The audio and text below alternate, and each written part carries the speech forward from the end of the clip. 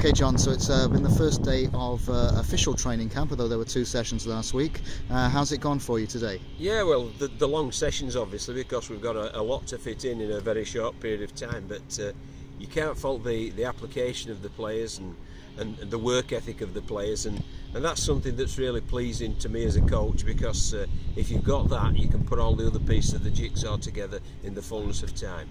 Can you outline what the guys have been doing today? Yeah, well, we've been looking at, first of all, our defensive and our offensive structures, so there's been a lot of work gone into that, and there'll be a lot as well tomorrow that'll have to go into it before we get towards the end of the week, when the sessions will get shorter and a lot lighter in preparation for the game against Scotland.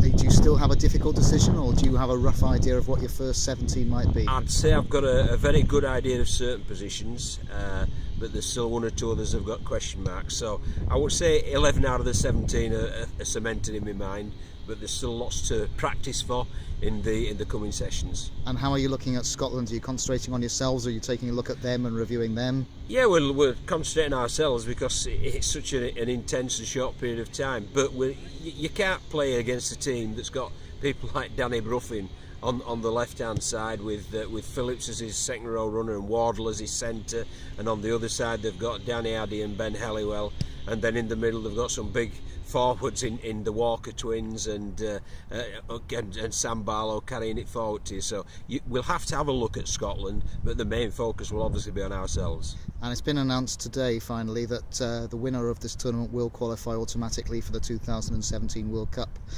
Big incentive for Wales. It's a massive incentive, but the incentives for these players, being homegrown Welsh, the massive incentive is to put on a Welsh shirt, and you can sense that as well in the passion and the application towards training. They really are throwing themselves literally into everything that we're doing, and it's very pleasing. So that's a nice bit of icing on the cake, but the big carrot for these guys is the Welsh shirt.